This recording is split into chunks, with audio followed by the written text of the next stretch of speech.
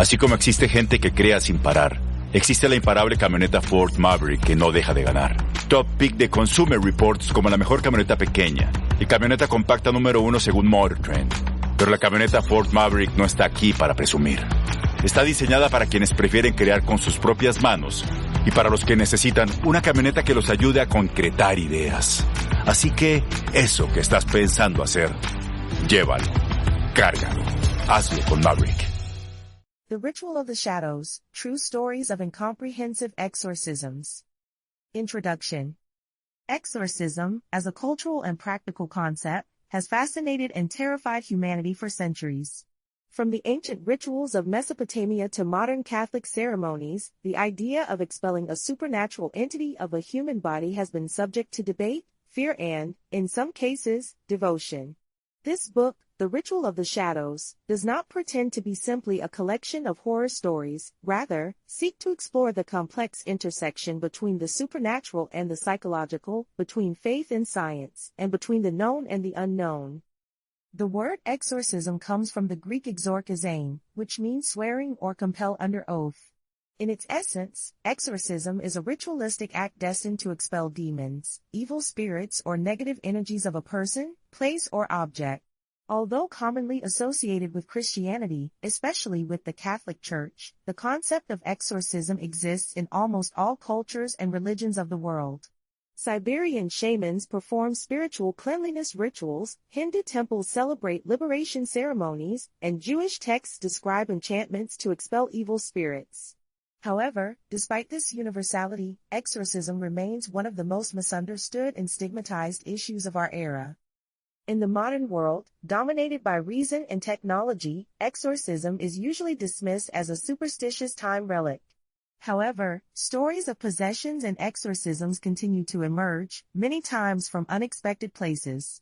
Doctors, psychologists, and theologians discuss whether these phenomena are physical manifestations of mental illnesses, neurological disorders, or something completely different. For some, exorcism is a powerful and indispensable tool to face evil in its most extreme forms. For others, it is an archaic practice that perpetuates fear and ignorance. This book was born from my own fascination for the subject. For years, I have investigated documented cases of exorcisms in different parts of the world, interviewing exorcists, victims, and witnesses. I have studied ancient and modern texts, from the Romanum ritual of the Catholic Church to esoteric manuals of indigenous cultures. What I found was an intricate network of beliefs, experiences, and contradictions that challenge any attempt of simplistic explanation. One of the most persistent questions that arose during my investigations was, what makes someone believe it is possessed?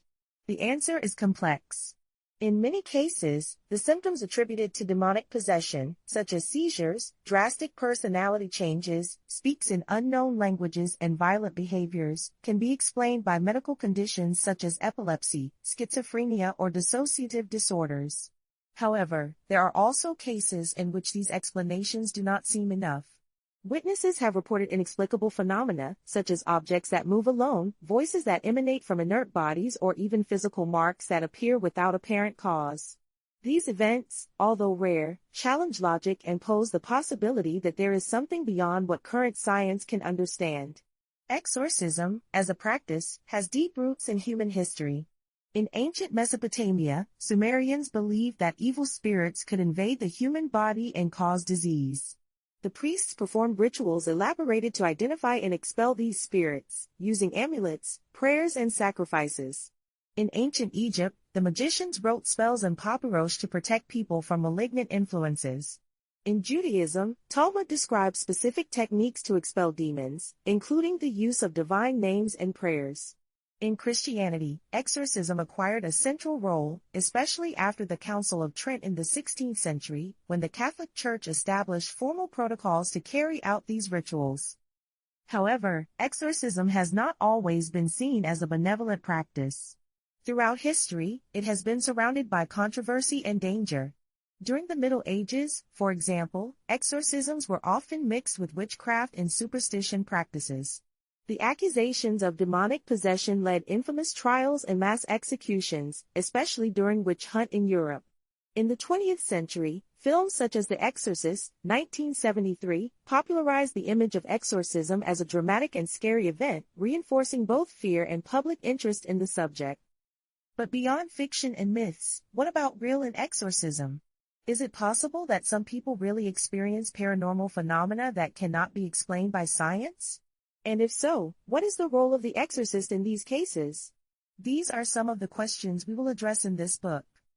Each chapter of The Ritual of the Shadows explores a different aspect of exorcism, from its history and symbolism to the testimonies of those who have lived these experiences in their own flesh. We will enter the preparations for an exorcism, analyze the symptoms that usually precede possession, and examine the risks and consequences of these rituals.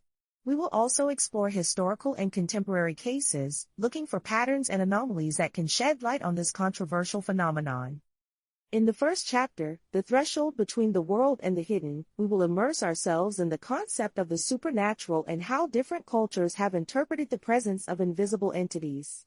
We will analyze the ancestral beliefs about dark demons, spirits and energies, as well as the connections between these ideas and exorcism rituals. Through historical examples and testimonies, we will explore how these beliefs have evolved over time and how they continue to influence our perceptions of evil. As we advance in the book, we will discover that exorcism is not only a religious act, but also a reflection of the internal tensions of society. It is a space where fear, hope, and uncertainty converge. It is an act that, regardless of our views, forces us to confront the most fundamental question of all: what are we able to accept as reality? Chapter 1, The Threshold Between the World and the Hidden. More than 1,000 words from the dawn of civilization, the human being has felt a deep connection with the invisible. The duality between the material and the spiritual world has been a constant in all cultures, a dividing line that defines not only our beliefs, but also our way of understanding the universe. This border, often called the threshold, is where many of the most scary and mysterious stories of humanity begin. It is also here where the concept of exorcism is born, a ritual designed to close that open door between dimensions and restore balance. To understand the meaning of the threshold, we must go back thousands of years. In the first civilizations, such as Mesopotamia, the natural and supernatural world were not seen as separate entities. The gods, demons, and spirits inhabited the same space as humans, constantly interacting with them.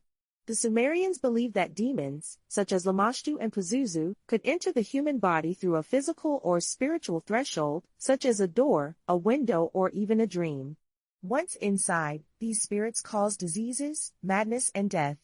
To combat these intrusions, priests developed complex rituals that included sentences, offerings, and protective amulets. These rituals were, in essence, the first exorcisms. The idea of the threshold is not exclusive to Mesopotamia.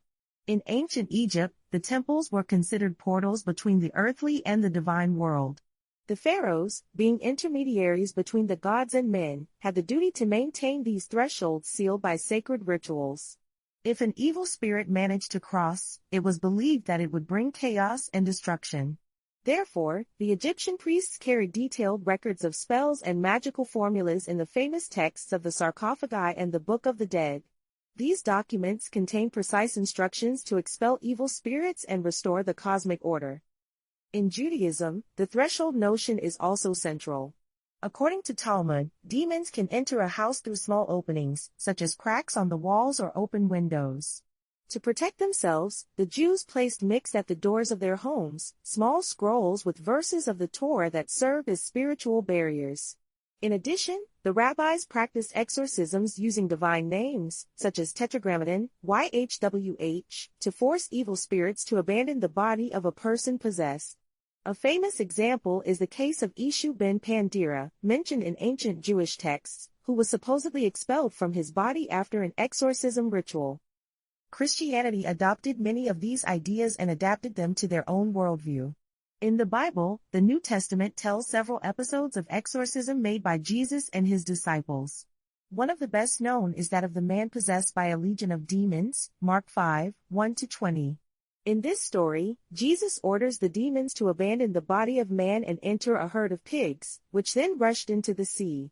This passage not only illustrates the belief in demonic possession, but also the power of exorcism as a tool to close the open threshold between the human and spiritual world. However, the threshold is not just a physical concept. It can also be understood as a mental or emotional state. In many spiritual traditions, it is believed that certain actions or thoughts can create a gap in our conscience, allowing dark forces to penetrate our being. For example, in Tibetan Buddhism, teachers warn that hatred, greed and ignorance can open a threshold towards suffering and evil. To counteract this, the monks perform purification and meditation rituals, similar in spirit to an exorcism. In the modern context, the concept of the threshold has acquired new dimensions.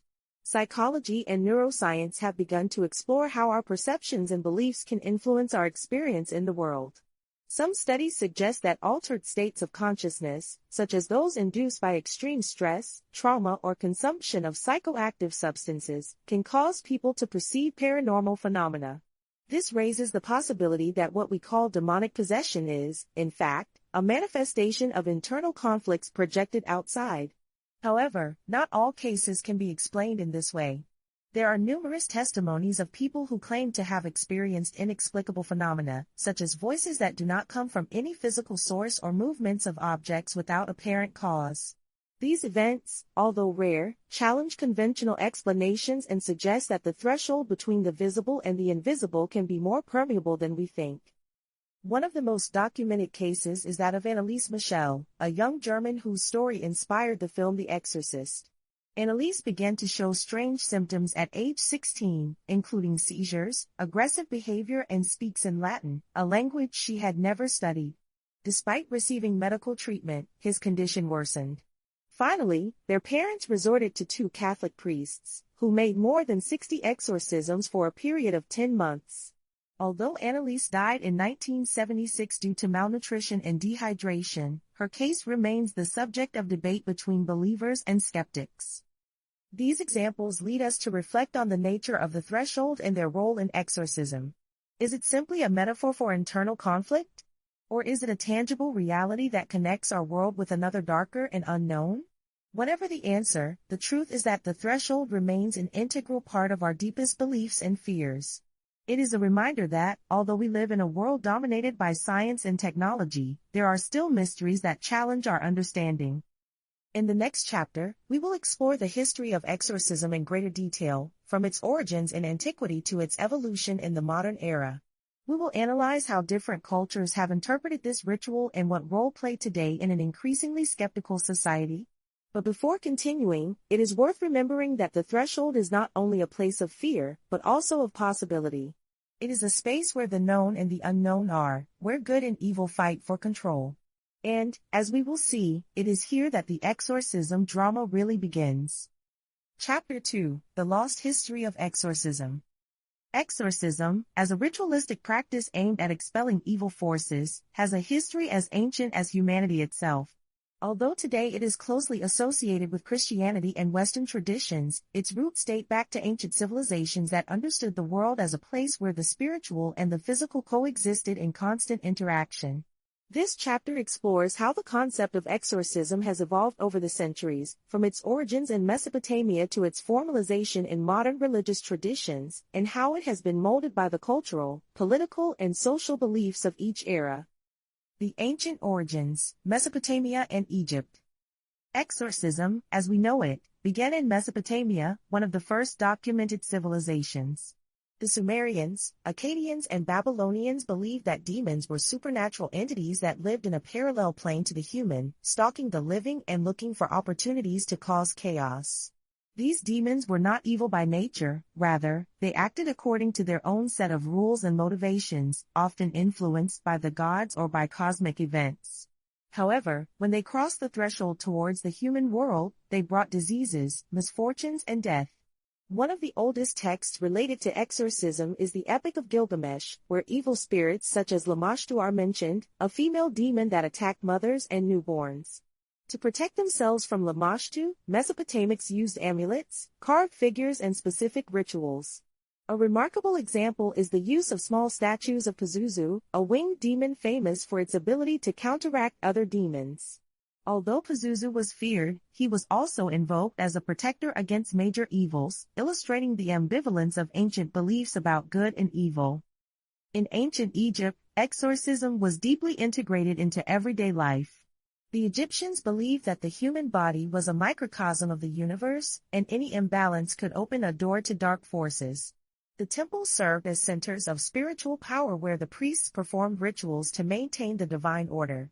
The texts of the sarcophagi and the Book of the Dead contain spells designed to protect the deceased on his journey to the beyond, as well as to expel the evil spirits that could threaten their soul. One of the most common methods was the use of divine names, since it was believed that knowing the true name of a demon granted power over it.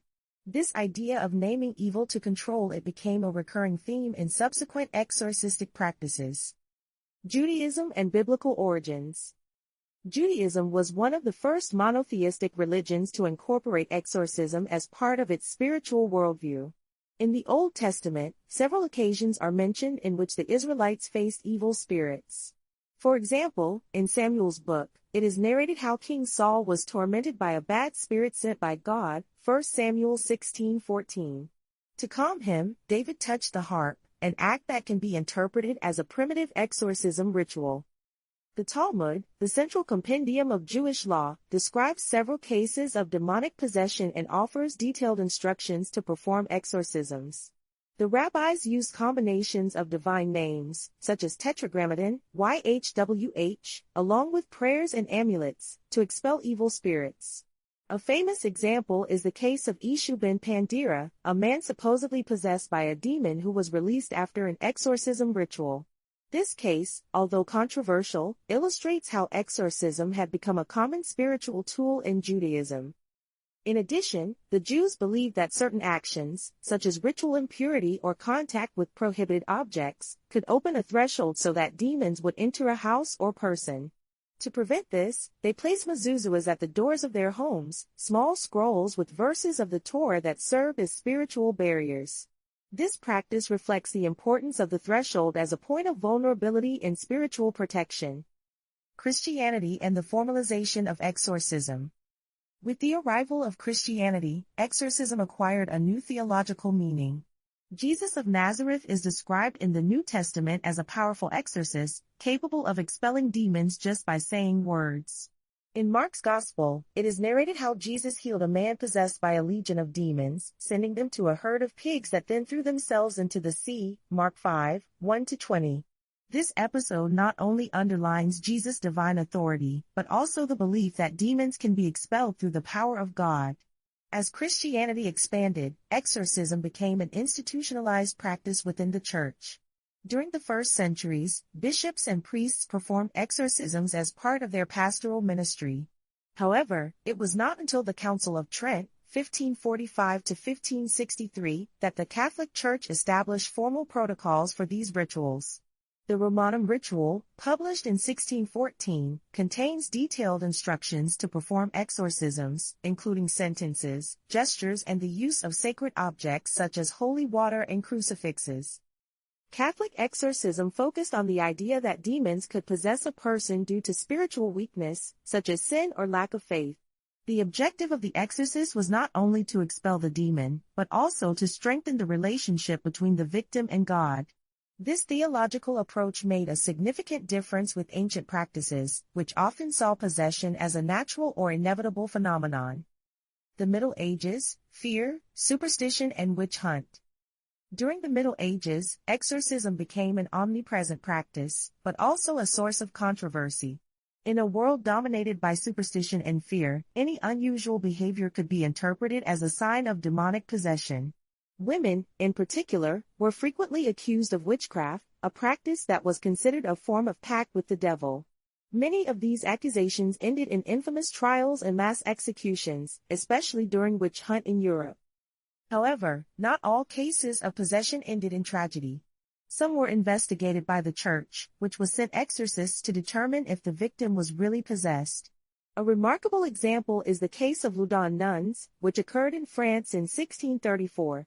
Several nuns of the Ursuline convent claimed to be possessed by demons, accusing a local priest named Urban Grandier of having haunted them. Although the case was widely politicized, the exorcists sent by the church made multiple rituals to try to free the nuns. Finally, Grandier was convicted and executed, while the nuns continued to show symptoms of possession for years.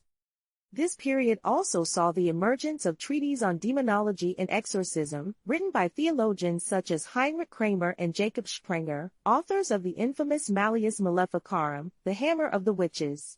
Although many of these texts were plagued by biases and errors, they contributed to consolidate the image of exorcism as a dramatic and dangerous act. Exorcism in the modern world. With the arrival of the Enlightenment and the advance of science, exorcism began to lose credibility in the West. Medical and psychological explanations gradually replaced the supernatural interpretations of inexplicable phenomena. However, the interest in exorcism resurfaced in the 20th century, largely driven by documented cases such as Anneliese Michel and the film The Exorcist, 1973. At present, exorcism is still practiced by various religions, although its perception varies greatly. In Catholicism, the Church has tried to balance faith with science, recommending that suspicious cases be evaluated first by medical professionals before proceeding with an exorcism. In other traditions, such as Islam and Hinduism, exorcisms continue to be a common practice, adapting to contemporary cultural needs. Conclusion. The history of exorcism is a testimony of the constant dialogue between the human and the divine, between fear and hope. From the ancestral rituals of Mesopotamia to the modern ceremonies of the Catholic Church, this practice has evolved to reflect the beliefs and concerns of each era. Although exorcism remains a controversial issue, its persistence suggests that there is something in our human nature that leads us to look for answers beyond the tangible. In the next chapter, The First Call, When Faith is Tested, we will explore how people decide to resort to exorcism and what factors influence this decision. We will analyze real cases of families and communities that have faced inexplicable phenomena, as well as the ethical and emotional dilemmas that arise in the process. Chapter 3, The First Call, When Faith is Put to the Test. Exorcism, as a ritualistic practice aimed at expelling evil forces, does not begin with a formal act or a public ceremony. Rather, it begins in the intimacy of a desperate call, a moment of crisis where personal beliefs and social structures are deeply questioned. This chapter explores how people decide to resort to exorcism, the factors that influence this decision, and the ethical, emotional, and cultural dilemmas that arise when faith conflicts with reason. The awakening of fear, the first symptoms. The first sign that something is wrong is usually subtle. A change in the behavior of a loved one, an inexplicable noise in the middle of the night, or a series of strange events that seem to escape all logic. For those who eventually seek exorcism, these initial phenomena are usually interpreted within a specific cultural and spiritual framework. In religious communities, for example, these symptoms can be seen as divine warnings or signs of an evil presence. In more secularized contexts, however, these same experiences are often attributed to psychological or medical problems. An emblematic case is that of Anneliese Michel, the young German whose story inspired the film The Exorcist. It all started with small indications. Anneliese, then a seemingly healthy teenager, began to experience seizures and episodes of facial paralysis. His family initially resorted to traditional medicine, taking it to several doctors and specialists. However, when the treatments failed and the symptoms worsened, Anneliese's parents decided to seek help outside the scientific field. Guided by their Catholic beliefs, they interpreted the changes in their daughter as a demonic possession and contacted 2 local priests to perform an exorcism. This diagnosis process is common in many documented cases. Families usually go through a period of uncertainty, consulting both medical professionals and religious leaders. In some cultures, this dilemma is quickly resolved, since spiritual beliefs are deeply rooted in everyday life. For example, in rural communities in Latin America or Africa, paranormal phenomena are often interpreted as the work of evil spirits from the beginning. In other contexts, especially in modern Western societies, the fear of being considered superstitious or ignorant can delay the search for spiritual help.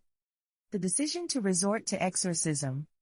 The decision to resort to an exorcism is deeply personal and, in many cases, extremely difficult. For some, it represents a last resort after having exhausted all available medical and psychological options. For others, it is an act of faith that reinforces its spiritual identity and connection with the divine. However, regardless of circumstances, this choice always implies a significant level of vulnerability and risk. One of the key factors that influence this decision is the social support network. In strongly cohesive religious communities, such as certain traditional evangelical or Catholic Christian congregations, exorcism can be seen as a legitimate and necessary tool to face evil. Religious leaders often play a crucial role in validating family concerns and guiding them towards the right path. For example, in the case of Annalise Michel, it was a local priest who convinced the parents that her daughter was possessed and that an exorcism was the only possible solution. However, in more secularized contexts, the decision to resort to exorcism can generate conflict and stigma. Many people fear being judged by their peers or ridiculed by sensationalist media. This fear of public exposure can lead some families to keep their intentions secret, even to the point of hiding them with nearby friends. A tragic example is the case of Târgu, Romania, where a woman named Marica Rina Cornici was killed during an attempt at exorcism made by Orthodox nuns. Although the case came to light due to their brutality, many families involved in similar practices prefer to remain in the shadows to avoid social or legal reprisals. The role of culture and religion. Culture and religion play a fundamental role in the perception and acceptance of exorcism. In societies where spiritual beliefs are deeply integrated in daily life, exorcism is often seen as a natural extension of religious practice. For example, in Hinduism, exorcism rituals are part of broader ceremonies aimed at purifying the body and soul. Brahmins and other spiritual leaders use mantras, offerings, and sacred dances to expel evil spirits. These rituals not only have a spiritual purpose, but also a community value, since they reaffirm the connections between the participants and their cultural tradition. In contrast, in more secularized societies, exorcism tends to be seen with skepticism or even hostility. This is partly due to the influence of science and technology, which have gradually reduced the space for the supernatural in the collective imaginary. However, even in these contexts, exorcism remains a relevant practice for certain religious groups. In the United States, for example, the number of exorcisms made by evangelical and Pentecostal churches has increased in recent decades, driven by a renewed interest in spiritual power and war against evil. It is important to note that the relationship between culture, religion, and exorcism is not static.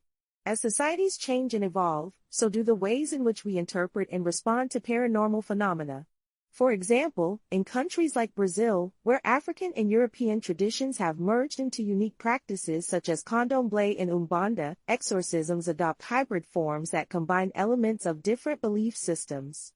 This cultural adaptability demonstrates that exorcism is not simply a vestige of the past, but a dynamic practice that continues to resonate with contemporary human needs. The ethical and emotional dilemmas. Receiving an exorcism is not only a physical act, but also an emotional and spiritual journey full of complex dilemmas. For the affected person, the process can be deeply traumatic. Being labeled as possessed implies a significant loss of autonomy and dignity, since it is assumed that an external force controls its actions and thoughts. In addition, the ritual itself can be exhausting and invasive, involving repetitive sentences, aggressive physical gestures and, in some cases, corporal punishments. For families, the ethical dilemma is equally complicated. Are you doing the right thing to allow your loved one to submit to an exorcism? What happens if the situation gets worse instead of improving? These questions often generate internal tensions, especially when opinions about diverge treatment. In the case of Annalise Michel, for example, some family members opposed exorcism, arguing that they should have received psychiatric attention instead of religious intervention. However, Annalise's parents were convinced that her daughter was possessed and continued with the rituals, even when her physical and mental health deteriorated drastically. Another critical aspect is the role of the exorcist. Although exorcists are usually seen as figures of spiritual authority, their intervention is not exempt from risks. In some cases, the exorcist himself can be the target of verbal or physical attacks by the person possessed, who often express violent or aggressive behaviors during the ritual. In addition, the success or failure of exorcism can have significant implications for the reputation of the exorcist and its community. If the ritual fails, this can be interpreted as a sign of spiritual weakness or lack of faith, which in turn can erode confidence in the religious institution. Conclusion. The decision to resort to exorcism is an act of faith that tests our deepest beliefs and our connections with the invisible world. Whether motivated by despair, tradition, or hope, this process reveals a lot about who we are as individuals and as a society. In the next chapter, The Symptoms That Nobody Wants to See, we will enter the detailed analysis of the physical and psychological signs that precede an exorcism, exploring how these symptoms are interpreted and treated in different historical cultures and contexts. Chapter 4, The Symptoms That Nobody Wants to See.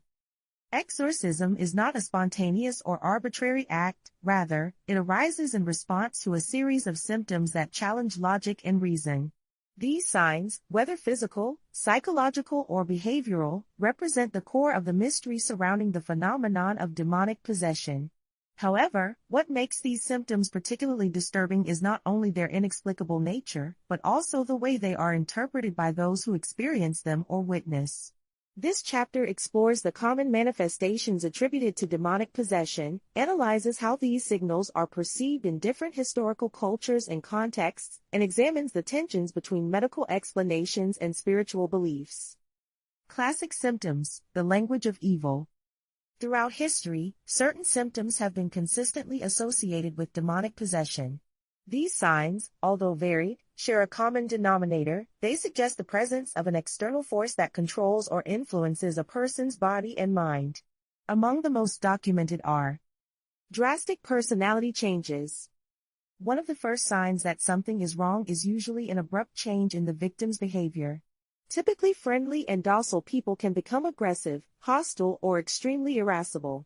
In some cases, this change is accompanied by a loss of moral inhibitions, such as the use of obscene language or the realization of violent acts for no apparent reason. For example, in the case of Annalise Michel, witnesses reported that the young woman began to insult her relatives and friends in a cruel and out of context, something completely alien to her usual character. Speak in unknown languages. One of the most striking and controversial symptoms is the ability to speak in languages that the person has never learned. This phenomenon, known as glossolalia in religious contexts, has been interpreted in various ways depending on culture. In some Christian traditions, it looks as a sign of divine possession. In other cases, especially when the language is old or unknown, evidence of demonic possession is considered. During Annalise's exorcism, it was said that spoke Latin fluid, a language that I had never formally studied. Convulsions and involuntary movements. Seizures are another classic symptom associated with possession. These episodes, which often include muscle spasms, bodily contours, and uncontrollable screams, are usually interpreted as the result of an internal struggle between the evil spirit and the will of the victim. From a medical perspective, these symptoms could be related to neurological disorders such as epilepsy or multiple sclerosis. However, in communities where faith predominates over science, these events are seen as physical manifestations of spiritual conflict. Superhuman force. Many historical stories mention how possessed people acquire a huge physical force, capable of overcoming strong adults or even breaking ties. A famous example is the case of the man possessed by a legion of demons narrated in Mark's Gospel, 5:1-20. According to the biblical text, this man was so strong that no one could hold it, not even with iron chains. Although such descriptions may seem exaggerated, there are contemporary testimonies of people who show abnormal physical abilities during altered states of consciousness. Rejection of sacred objects. In many religious traditions, visceral rejection of sacred objects, such as crucifixes, holy water, or sacred texts, is considered an irrefutable proof of demonic possession. This symptom is especially prominent in Catholicism, where exorcists use blessed objects to prove the presence of an evil spirit. In the case of Annalise, it was reported that she reacted with extreme pain and agonized shouts to contact with holy water or hearing Catholic sentences. Paranormal phenomena. Beyond changes in the victim, many stories include strange phenomena that affect their immediate surroundings. Inexplicable voices, movements of objects without apparent cause, lights that flash, or even spectral appearances are common examples. These events are usually intensified in times of emotional crisis or during attempts to perform an exorcism, creating an even more scary environment for all involved. Cultural and contextual interpretations. The way in which these symptoms are perceived and addressed varies greatly according to culture and historical context. In deeply religious societies, the symptoms described above are interpreted almost exclusively through a spiritual prism. For example, in traditional Catholic communities, personality changes and paranormal phenomena are seen as clear indications of demonic possession. In contrast, in more secularized societies, these same symptoms tend to be diagnosed as psychological or neurological disorders.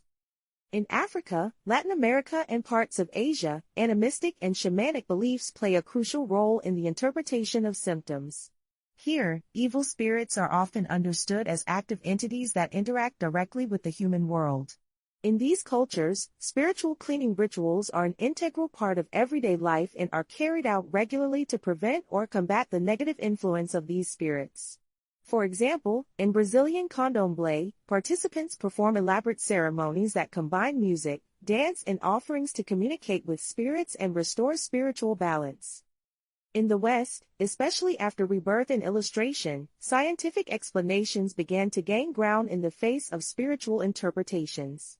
Modern medicine identified conditions such as epilepsy, schizophrenia, and bipolar disorder as possible causes of many of the symptoms associated with demonic possession.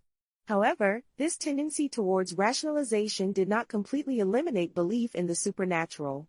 Even today, there are cases in which symptoms persist despite medical treatments, leading families to seek spiritual solutions. The conflict between science and faith.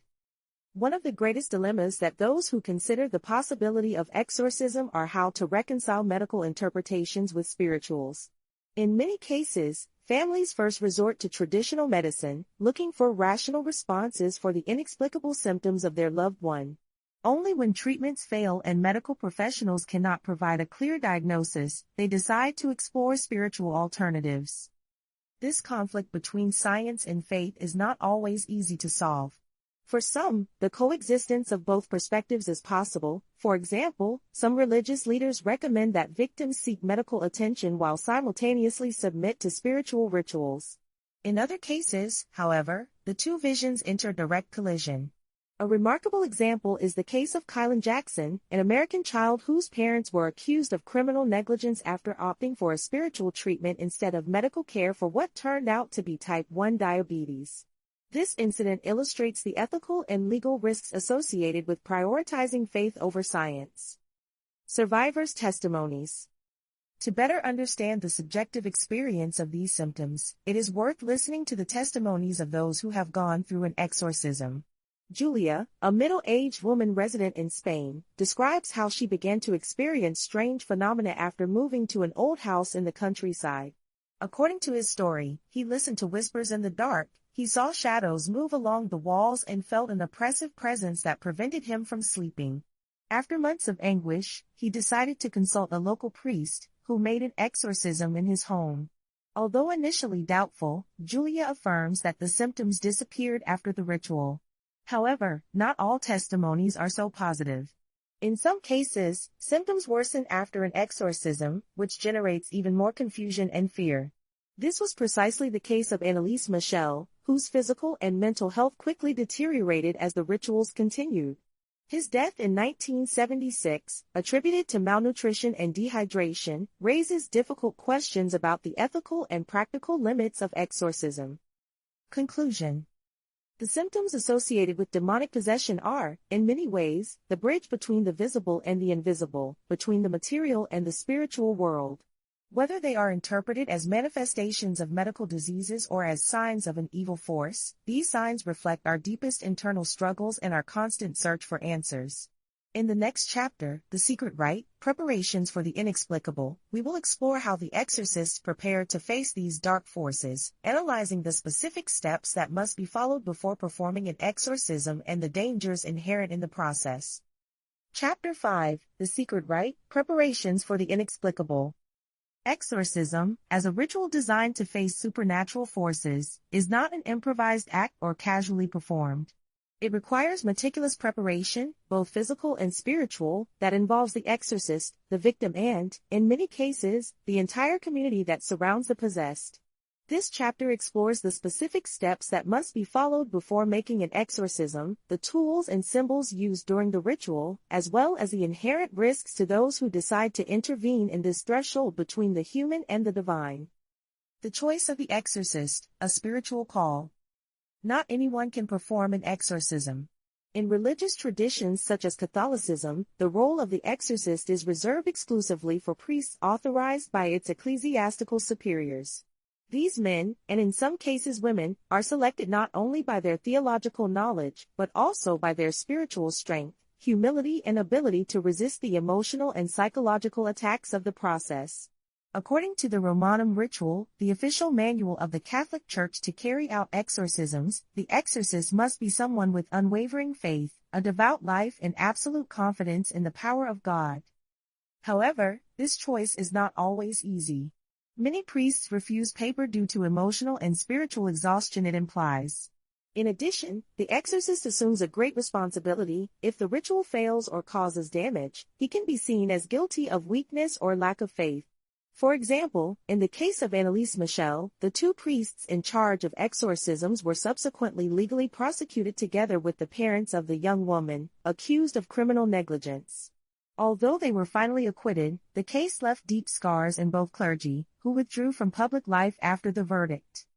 In other traditions, such as Islam or Hinduism, exorcist roles are less formalized but equally important. In Islam, the spiritual magnates or teachers perform rituals known as ruqya, which imply the recitation of Quran verses and the invocation of the name of Allah to expel evil spirits.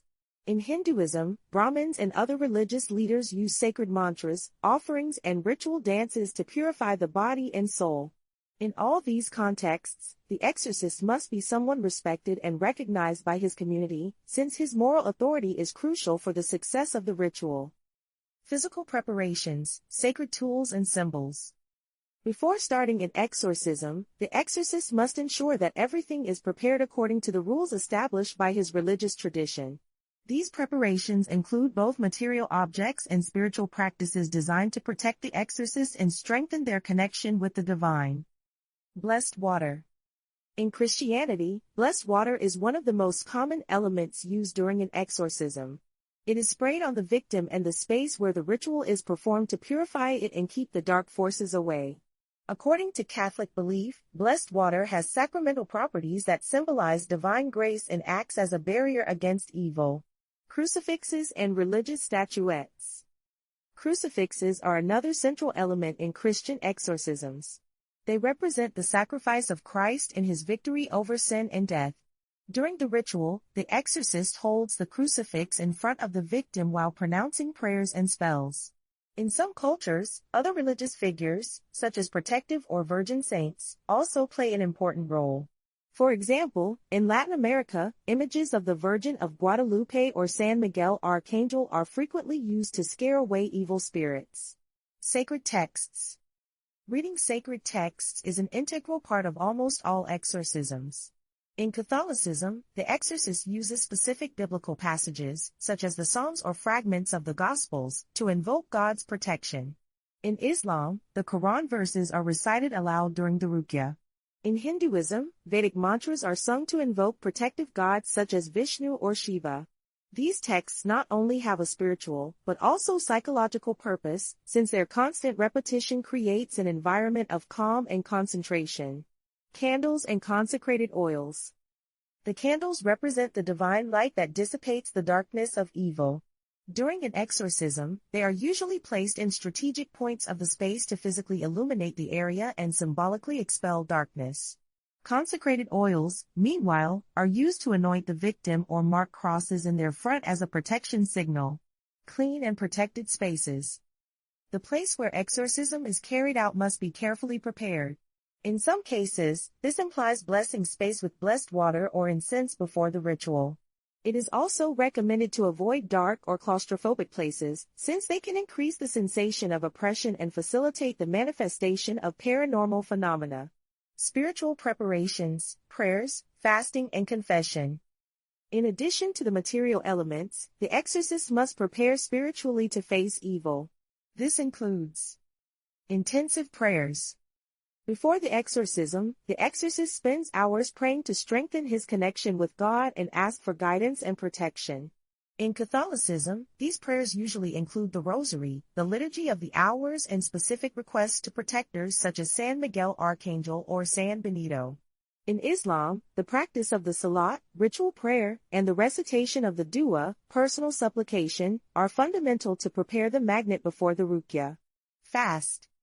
In many traditions, fasting is considered a form of spiritual purification. By refraining from worldly food and pleasures, the exorcist demonstrates his commitment to the cause and seeks to achieve a mental state more receptive to divine grace. In Hinduism, for example, Brahmins perform fasting periods before important ceremonies, including exorcism rituals. Confession and examination of conscience.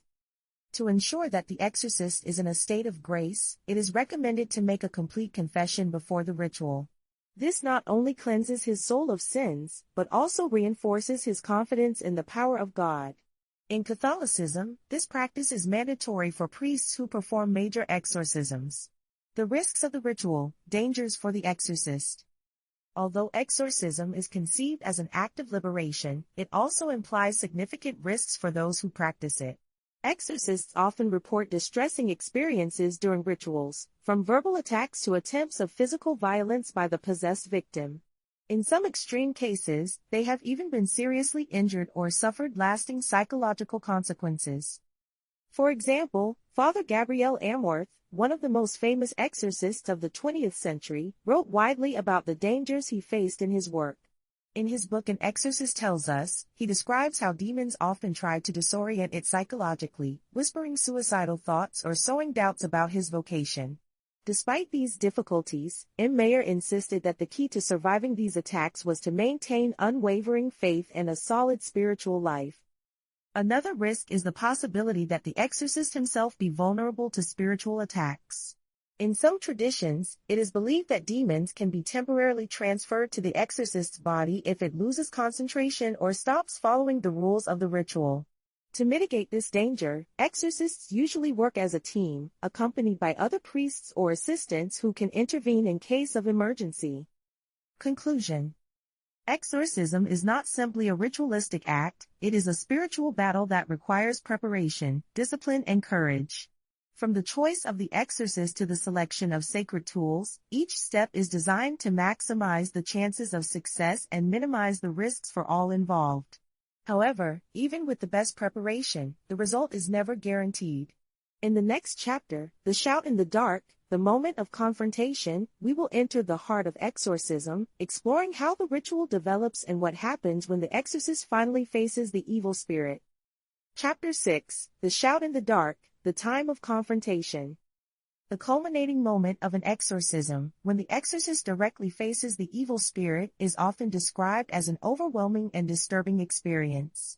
This chapter explores what happens during this critical phase of the ritual, where the opposite forces, the divine and the demonic, collate on a spiritual battlefield.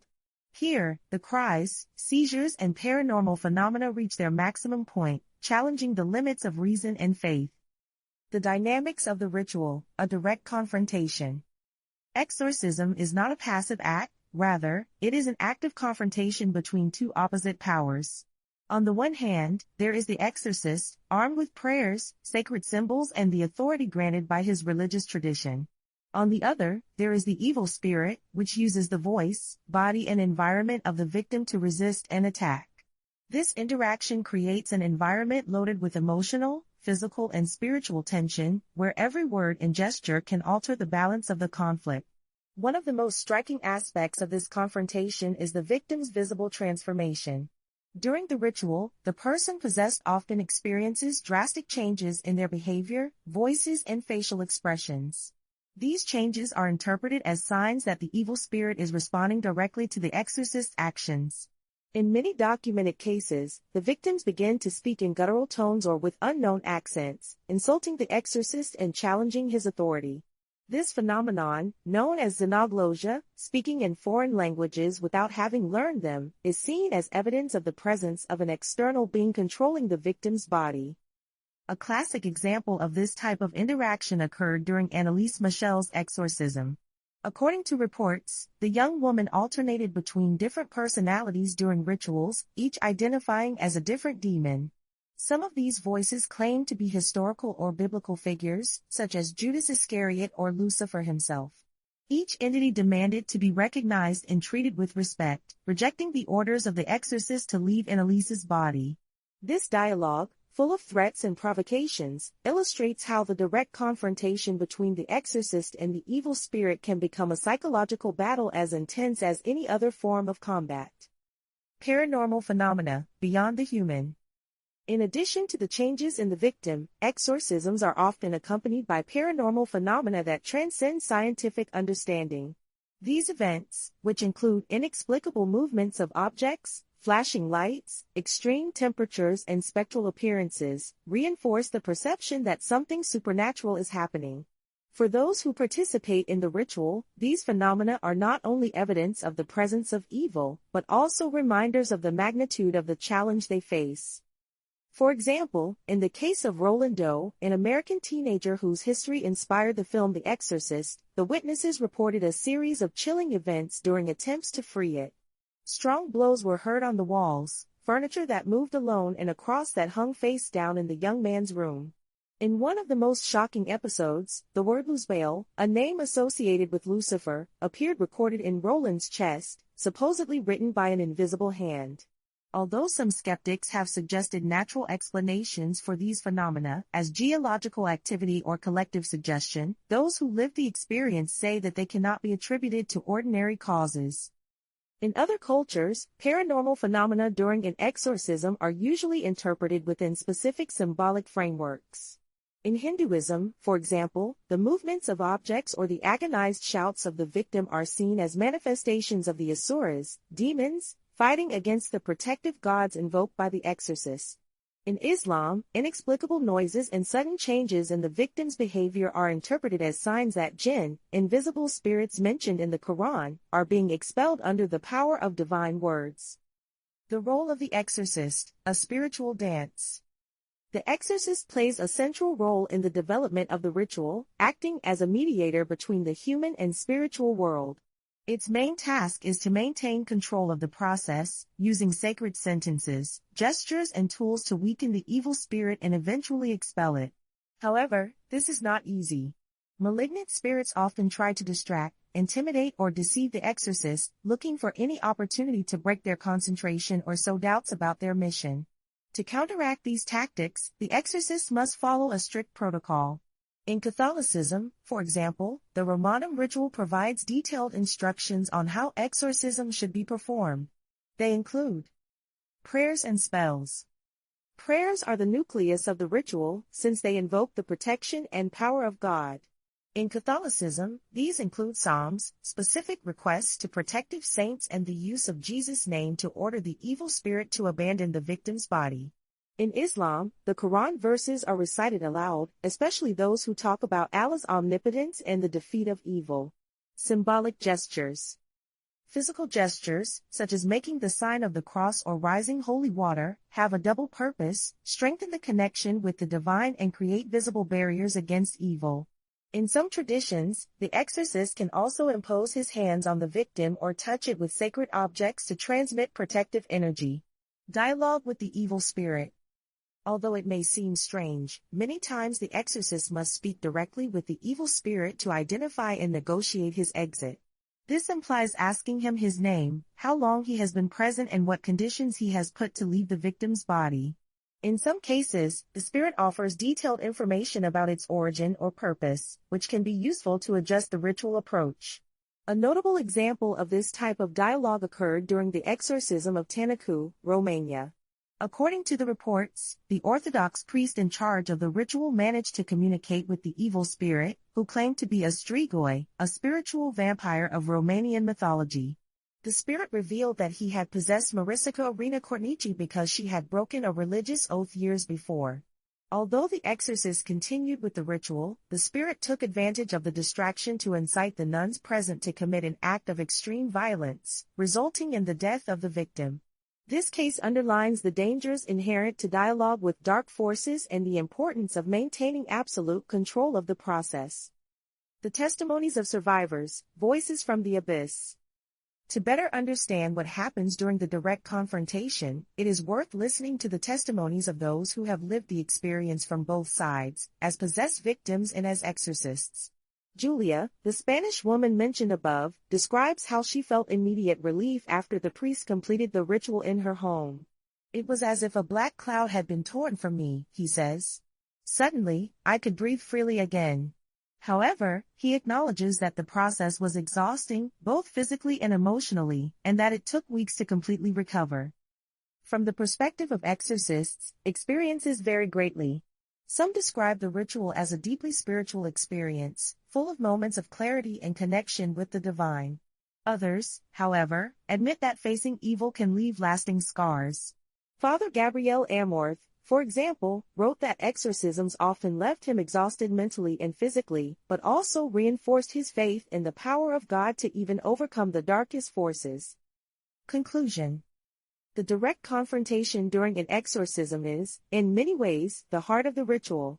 It is here where opposite forces collide, where good and evil are measured in a spiritual battle that defies our understanding of the universe. Either through heartbreaking screams, paranormal phenomena or anguished dialogues, this moment reveals how fragile the line between the human and the supernatural is revealed. In the next chapter, when the exorcist fails, we will explore the cases in which the ritual does not achieve its objective and the devastating consequences that may arise when evil remains intact. Chapter 7, When the Exorcista Fails. The failure in an exorcism is a possibility that few are willing to admit, but that persists as a dark shadow about this ritualistic practice. Although successful stories are usually celebrated and used to strengthen faith in divine power, those in which exorcism fails to expel the evil spirit poses deep questions about the nature of evil, the limits of human power, and the devastating consequences of confronting forces beyond our understanding. The weight of failure, an awkward silence. The failure in an exorcism not only affects the victim, but also the exorcist and the entire community involved. For the exorcist, this result can be devastating, since he doubts his ability, his faith, and his spiritual authority. In religious contexts where the success of the ritual is interpreted as a sign of divine favor, failure can be seen as a brand of weakness or even sin. This leads many exorcists to avoid talking openly about their failed experiences, fearing to be judged by their superiors or ridiculed by their followers. A tragic example of this awkward silence is the case of Anneliese Michel. During the 10 months that the exorcisms made by priests Ernst Alt and Arnold Renz lasted, Anneliese's condition worsened drastically. Despite more than 60 rituals, the evil spirits supposedly were still present in their body, manifesting through convulsions, screams, and violent behaviors. Finally, Anneliese died in 1976 due to malnutrition and dehydration, which led to a public trial against her parents and the two priests. Although they were acquitted of criminal charges, the case left deep scars in all those involved, especially in the exorcists, who never spoke publicly again on the subject. This type of failure not only has personal, but also social and cultural implications. In communities where exorcism is a common practice, failure can generate confusion and distrust in religious institutions. For example, in some evangelical congregations of Africa and Latin America, spiritual leaders who fail to free a person possessed can quickly lose credibility among their faithful. This creates immense pressure to guarantee the success of the ritual, even when circumstances suggest that the problem could have more complex medical or psychological causes. Documented cases of failure. Throughout history, there are numerous documented cases in which exorcisms failed to meet their goal. These examples not only illustrate the risks inherent to practice, but also the devastating consequences that may arise when evil remains intact. The case of Târnacu, Romania. In 2005, Marica Rina Cornici, a Romanian Orthodox nun, was brutally murdered during an attempt at exorcism made by other nuns in the convent of Târnacu. According to the reports, the nuns believed that Marica was possessed by a demon and decided to make an improvised ritual without consulting an authorized priest. During the process, they tied Mariska with sawdust, they put a towel in his mouth and forced her to stand for days while they continuously prayed. Finally, the victim died of exhaustion and suffocation. This case not only reveals the dangers of carrying out exorcisms without adequate preparation, but also how failure can lead to extreme and fatal decisions. Kylan Jackson's case, United States. In 2018, little 3-year-old Kylan Jackson died after his parents chose a spiritual treatment instead of medical care for what turned out to be type 1 diabetes. Fathers, members of a Pentecostal church, believe that Kylan's symptoms, as excessive thirst, fatigue and weight loss, signs of demonic possession. Despite the warnings of family and friends, they insisted on performing prayers and rituals of spiritual cleaning instead of taking him to a doctor. When they finally sought professional help, it was too late. This case underlines how the denial of medical treatments in favor of spiritual practices can have irreversible consequences. The case of Clara Germana Selle, South Africa. In 1906, Clara Germana Selle, a young student of a Catholic school in Natal, South Africa, began to show strange symptoms, including speaking in unknown languages, violent behavior and visceral rejection of sacred objects. The local priests made multiple exorcisms, but the symptoms persisted for years. Although Clear eventually returned to a seemingly normal life, its case remains controversial, since some researchers suggest that their symptoms could have been caused by non-diagnosed psychological disorders. This example illustrates how failure can leave persistent doubts about the real nature of the phenomena attributed to demonic possession. Physical and psychological consequences. When an exorcism fails, the consequences can be devastating both for the victim and those who tried to help her. In physical terms, rituals often imply extreme conditions that can endanger the victim's health. For example, in the case of Annalise Michel, exorcisms included long periods of forced fasting, exposure to cold temperatures and repetitive physical movements that seriously weaken their body. These practices, although intentional, can aggravate pre-existing diseases or create new medical complications. From a psychological perspective, the failure of an exorcism can deepen the emotional trauma of the victim. Many people who experience symptoms attributed to demonic possession are already dealing with serious mental problems such as schizophrenia, bipolar disorder, or post-traumatic stress. When a ritual destined to free them does not work, this can reinforce feelings of hopelessness, guilt, and alienation. In addition, the process itself can be traumatic, especially if it implies violent confrontations, corporal punishments, or prolonged isolation. For exorcists, failure also has significant emotional cost. The pressure of facing evil and failing to overcome it can lead to feelings of personal failure, doubts about his vocation and, in some cases, crisis of faith. Father Gabriel Amorth, one of the most famous exorcists of the 20th century, wrote that each failed exorcism left him mentally exhausted and forced him to question his own value as a server of God. Although he always sought to learn from these moments, he acknowledged that failure was a deeply humiliating experience. The ethical and legal debate. Failure in exorcism not only raises moral questions, but also legal. In several countries, the courts have intervened in cases where exorcisms have resulted in physical damage or even death. This has led to debates about the ethical limits of these practices and the responsibility of those who perform them. In the case of Annalise Michel, for example, parents and priests involved were accused of involuntary homicide. Although they were finally acquitted, the trial generated a public debate about whether exorcisms should be regulated by law and what role the medicine should play in these cases. In other countries, such as the United States, similar cases have led civil lawsuits against churches and religious leaders, who are accused of criminal negligence or emotional exploitation. These debates reflect the fundamental tension between religious freedom and the protection of individual well-being. While some argue that people have the right to practice their faith in the way they consider adequate, others argue that certain practices, such as exorcisms, must be supervised by medical professionals to avoid unnecessary damage. This discussion is far from resolving, especially in societies where spiritual beliefs remain an integral part of everyday life. Conclusion.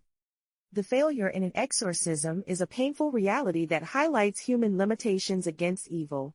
Either due to errors in the diagnosis, lack of preparation, or simply because the forces involved are beyond our control, these cases remind us that exorcism is not an infallible solution. In the next chapter, Testimonies of Survivors, Voices from the Abyss, we will explore the stories of those who have survived demonic possession and exorcisms, analyzing how these experiences have impacted their lives and their perception of the world. Chapter 8, Survivors' Testimonies, Voices from the Abyss. The testimonies of those who have survived demonic possession and exorcisms offer a single window towards a world that challenges reason and logic. These voices, loaded with intense emotions and deep reflections, provide not only personal stories about the supernatural, but also perspectives on how these experiences transform the lives of people involved. This chapter explores the stories of survivors, examining how they interpreted their own symptoms, how they lived exorcism rituals, and what impact these events had on their identity and faith. The personal trip, from darkness to light. For many survivors, the process of facing demonic possession is described as a dark and tortuous trip, full of fear, confusion, and pain.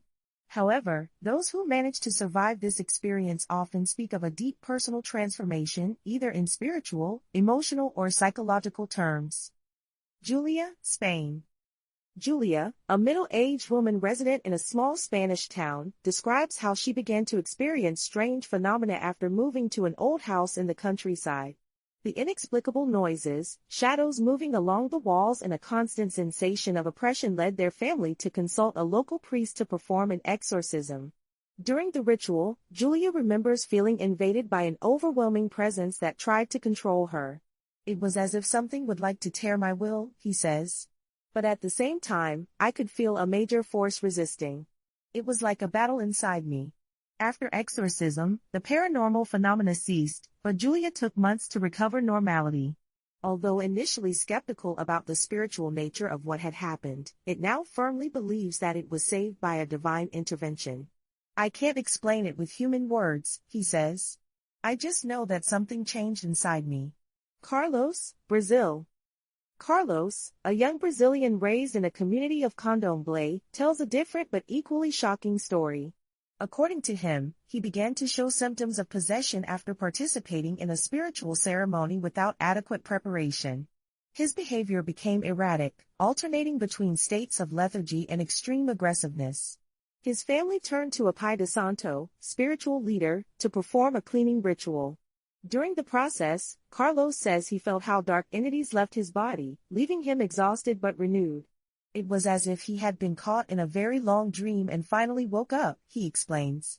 Although Candomblé continues to practice, Carlos says that this experience taught him to respect more deeply the spiritual traditions and limits. Sarah, United States. Sarah, an American woman who grew up in an evangelical family, recounts how her adolescence was marked by recurring episodes of seizures and violent behavior. His parents, influenced by their faith, interpreted these symptoms as demonic possession and organized multiple prayers and liberation rituals in their local church. Although initially doubtful, Sarah says that during one of these rituals he experienced a tangible release. "I felt as if something left me," he remembers. "Suddenly, I could breathe better and I felt lighter." However, he admits that the process was traumatic, especially because some members of the congregation judged her hard for her spiritual weakness. Today, Sarah has found peace by reconciling with her past and seeking professional help to better understand your mental health. Emotional and psychological impact. The experiences of possession and exorcism leave deep marks in those who live them. For many survivors, these brands are both physical and emotional, manifesting in the form of internal scars difficult to heal. Post-ritual trauma. Many survivors describe exorcism as an extremely exhausting event, both physically and emotionally. Long hours of prayer, screams, seizures, and direct confrontation with perceived forces as evil can be overwhelming. In some cases, this trauma persists even after paranormal symptoms have disappeared. For example, Julia mentions that for months after exorcism she suffered from insomnia and severe anxiety, fearing that the dark presence will return. "Every noise at night made me think that everything would start again," he says. Only with therapy and family support managed to overcome these residual fears. Revaluation of faith. For some survivors, the exorcism process reinforces its connection with their religious faith, while for others it can generate significant doubts. Sarah, for example, says that although he found comfort in his spiritual experience, he also developed a more critical vision of traditional religious practices. I learned that faith should not be used as a tool to punish or judge others, he reflects. I also understood that some things we attribute to evil could have more complex explanations. Altered social relations. Another common consequence is the impact on social relations. Some survivors report feeling or indicated by their communities due to negative associations with demonic possession. Carlos, for example, says that after his cleaning ritual, some members of his community treated him suspiciously, fearing that he could be contaminated. This led him to temporarily distance himself from certain social circles and seek support in people external to his immediate environment. Lessons learned, reflections on evil and humanity. Survivors' testimonies also offer valuable lessons on how we interpret and respond to evil. These reflections go beyond individual religious beliefs, touching universal issues such as human vulnerability, the power of the community, and the importance of balancing faith and reason. Human vulnerability. One of the most recurring messages in the testimonies is the idea that we are all vulnerable to forces that we do not completely understand. Either interpreted as spiritual bad, mental illness, or paranormal phenomenon, the fact that there are experiences that challenge our understanding suggests that the human being does not have all the answers. As Julia says, what I lived made me understand that we are not alone in this world, neither for good or for worse. The role of the community. Another prominent point is the importance of community support in times of crisis. Both Carlos and Sarah emphasize that without the love and solidarity of their families and friends, they would probably have not been able to cope with their experiences. People need to know that they are not alone, says Sarah. Even if they do not completely understand what is happening, just being there can make all the difference. Balance between faith and science. Finally, many survivors underline the need to find a balance between spiritual faith and scientific knowledge. While some, like Julia, find comfort in their religious beliefs, others, such as Sarah, seek to integrate these experiences with a more rational understanding of mental health and emotional well-being. I don't think we should choose between faith and science, says Carlos. Both have something important to tell us who we are and how we face evil. Conclusion. The testimonies of survivors remind us that behind each history of demonic possession and exorcism there is a real person, facing challenges that overflow the limits of the human. These voices from the abyss invite us to reflect on our own beliefs, fears and hopes, as well as how we can support those who go through similar experiences. In the next chapter, The Legacy of Evil, Collective Reality or Illusion? We will explore how these stories have influenced popular culture and collective imaginary, analyzing whether the concept of demonic possession is a tangible reality or a cultural construction designed to make sense of chaos. Chapter 9, The Legacy of Evil, Collective Reality or Illusion? The concept of demonic possession and exorcism rituals has left a deep mark on human history, influencing our culture, literature, cinema, and even our most fundamental beliefs about good and evil. However, as we move towards an era dominated by science and technology, a crucial question arises: is a tangible reality or simply a collective illusion, a reflection of our fears and desires projected in an unknown world? This chapter explores how the stories of possession and exorcism have shaped the collective imaginary and analyzes whether these narratives are the product of real phenomena or cultural constructs designed to make sense of chaos. The cultural impact, from folklore to Hollywood. Since time immemorial, demonic possession stories have been a central element in folklore of practically all cultures. In Mesopotamia, the Sumerians narrated myths about demons like Lamashtu and Pazuzu, who stalked humans from the underworld. In ancient Greece, the stories of the Erinyes, vindictive spirits, and other evil beings sown fear in entire generations. These stories not only served as moral warnings, but also as tools to explain inexplicable events, diseases, natural disasters, or anomalous behaviors could be attributed to dark forces. Over time, these narratives evolved and adapted to new cultural realities. In the European Middle Ages, Catholicism consolidated its theological vision of evil through figures such as Lucifer and its legions of demons. The medieval manuscripts, such as the Malleus Maleficarum, the Hammer of the Witches, popularized the idea that the devil could infiltrate the human world through witches, heretics, and possessed. This vision of evil as an active and organized force deeply influenced the literature and art of the time, inspiring works such as John Milton's Lost Paradise. In the 20th century, demonic possession stories found a new home in popular culture thanks to massive books and media. The film The Exorcist, 1973, based vaguely on the real case of Roland Doe, is one of the most iconic examples of how these narratives can capture public imagination. Directed by William Friedkin and starring Linda Blair, the film was not only a commercial success, but also a cultural phenomenon that aroused both fascination and terror. According to contemporary reports, some spectators suffered panic attacks, fainting, and even seizures during projections, suggesting that the representation of evil on the screen touched deep fibers in the collective unconscious. The influence of The Exorcist extended far beyond cinema, giving rise to a wave of renewed interest in occultism, Satanism, and paranormal phenomena. Books like The Amityville Horror, 1977, supposedly based on real events, and television series such as Supernatural, 2005 to 2020, continued to feed this appetite for the supernatural. Even in the digital era, platforms such as YouTube are full of documentary videos and testimonies about exorcisms, possessions, and enchanted houses, demonstrating that the fascination with evil remains as powerful as ever. Science against supernatural, an alternative explanation. Despite the cultural impact of these stories, many scientists and academics argue that the phenomena attributed to demonic possession can be explained by medical, psychological, or sociological causes. For example, symptoms such as convulsions, drastic personality changes, and speaks in unknown languages coincide with neurological disorders such as epilepsy, schizophrenia, or dissociative identity disorder.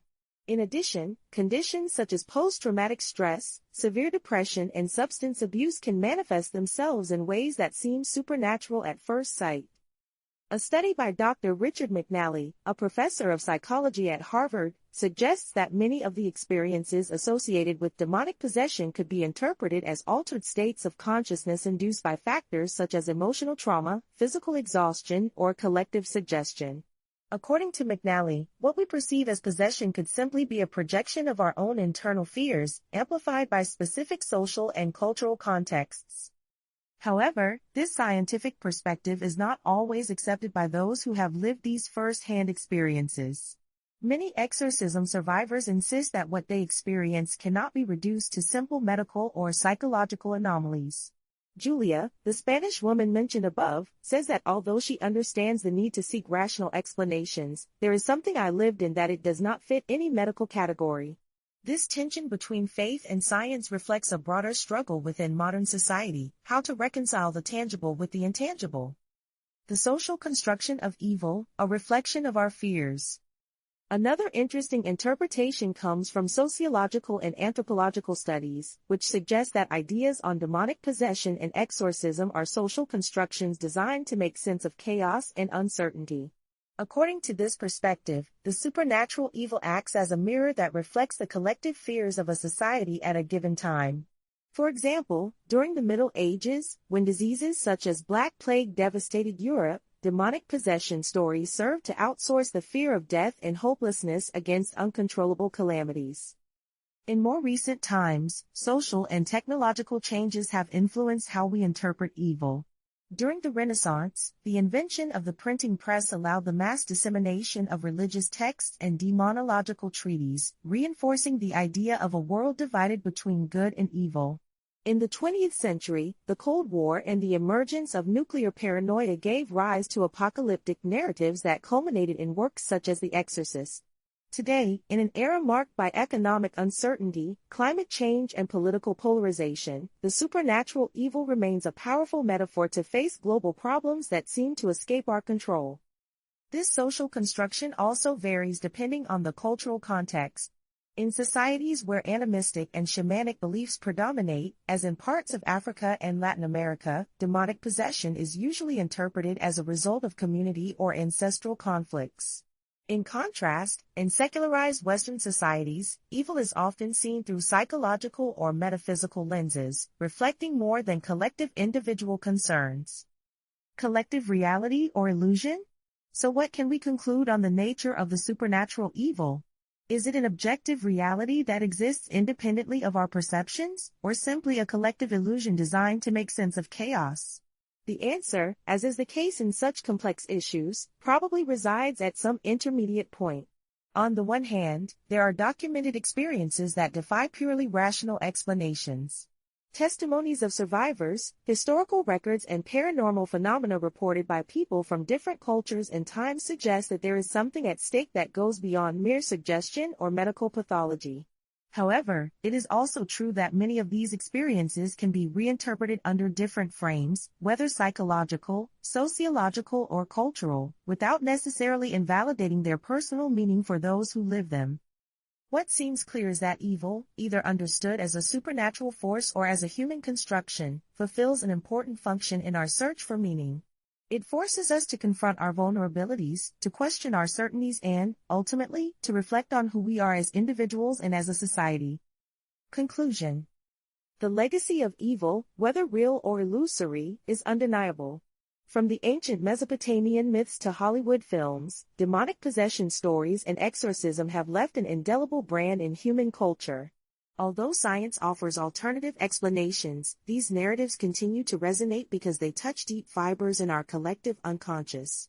In the next chapter, The Future of Exorcism in a Skeptical World, we will explore how these traditional practices are evolving in response to social and technological changes, and what role could they play in the future of humanity.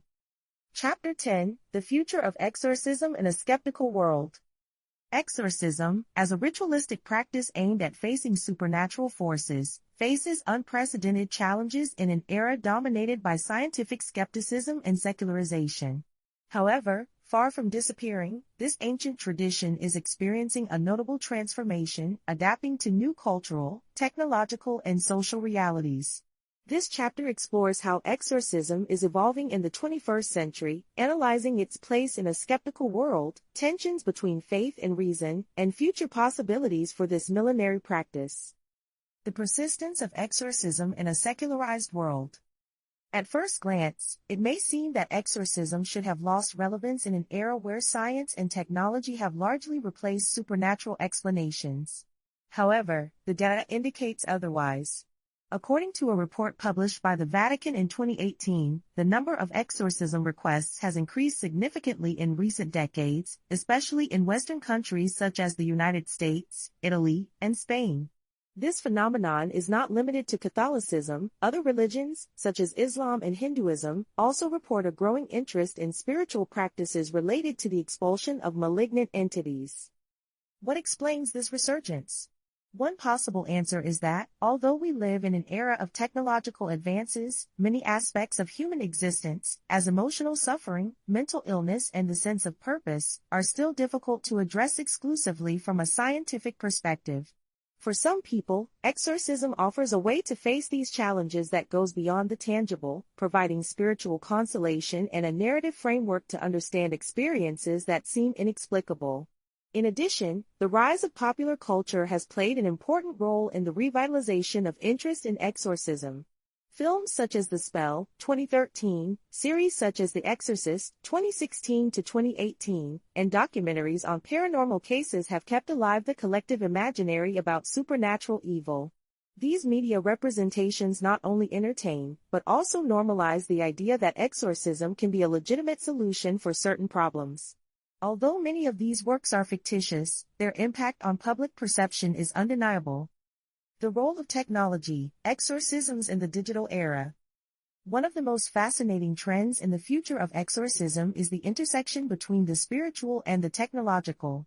In a world where artificial intelligence, virtual reality, and social networks are redefining how we interact with the world, these tools are also beginning to influence traditional practices such as exorcism. Virtual reality and esoteric simulations. Some spiritual and psychotherapist leaders are experiencing with the use of virtual reality to recreate controlled environments where participants can explore their deep fears and traumas. For example, in Japan, a group of researchers developed a virtual reality program designed to simulate demonic possession experiences, allowing users to face their own internal demons in a safe environment. Although it is not a traditional exorcism, this hybrid approach combines spiritual elements with modern therapeutic techniques, offering a new way of addressing emotional and psychological problems. Mobile applications and digital resources. Another notable innovation is the emergence of mobile applications dedicated to spiritual practices. From prayer guides to automatic mantras recitations, these tools allow users to access religious resources from anywhere. In the context of exorcism, some applications offer digital versions of traditional rituals, such as the recitation of biblical verses or the visualization of sacred symbols. While these tools do not replace the intervention of a human exorcist, they can serve as useful complements for those who seek spiritual support in their daily life. Scientific research on paranormal phenomena. Although skepticism remains predominant in the scientific community, some researchers are beginning to study paranormal phenomena with rigorous methods.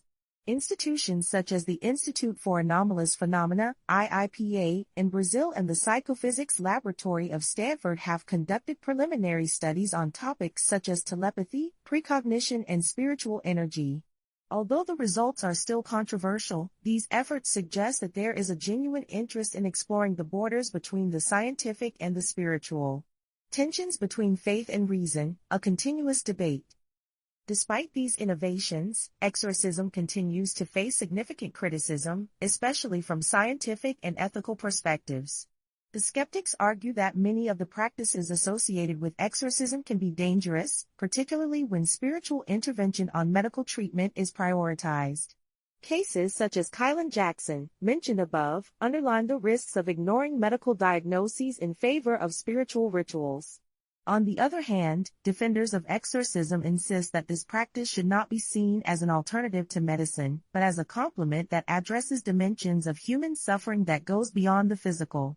According to Father Gabriel Ahmet, one of the most famous exorcists of the 20th century, exorcism does not heal diseases, but can free a person from negative spiritual influences that could be exacerbating their problems. This integrative vision seeks to reconcile faith and reason, recognizing that both have an important role in human well-being. However, achieving this balance is not easy. The lack of regulation and standardization in exorcism practices has led to abuse and tragedies, as in the case of Marica Arena Cornici in Romania. To avoid these outcomes, some religious institutions have begun to implement stricter protocols. For example, the Catholic Church now requires that priests consult medical professionals before performing major exorcisms, ensuring that the victim's health conditions are properly evaluated. The future of exorcism, an adaptive practice. Looking towards the future, it seems clear that exorcism will continue to evolve to meet the needs of a constant change. Some key trends include interdisciplinarity. The exorcism of the future will probably be more collaborative, involving not only religious leaders, but also psychologists, doctors, and experts in social sciences. This multidisciplinary approach will allow to address complex problems from multiple angles, maximizing the chances of success. Globalization of practices. As cultures mix and borders between religions are blurred, hybrid forms of exorcism that combine elements of different traditions are likely to arise. For example, there are already ceremonies that integrate Catholic practices with indigenous or Buddhist rituals, reflecting the cultural diversity of our globalized world. Education and awareness. To reduce stigma and misunderstandings associated with exorcism, it will be crucial to educate both religious and general public on the nature and limits of this practice. This includes promoting greater transparency on successful and failed cases, as well as promoting an open dialogue between faith and science. Ethics and responsibility. Finally, the future of exorcism will depend largely on how it is addressed from an ethical perspective. Ensure that victims receive comprehensive care, spiritual as a doctor, will be fundamental to avoid tragedies and protect human rights. Conclusion. Exorcism, although deeply rooted in ancient traditions, is not a static practice. Its ability to adapt to new cultural, technological, and social realities demonstrates its persistent relevance in the human search for meaning and healing. Although the debate between faith and reason will continue, which seems true is that exorcism will continue to be a powerful tool for those who seek to face evil in all its forms, whether visible or invisible. With this we conclude our exploration of the ritual of the shadows, true stories of misusing exorcisms. We hope that this book has shed light on such a complex and fascinating theme, inviting readers to reflect on the limits of the human and divine, and how our beliefs shape our understanding of the universe. End.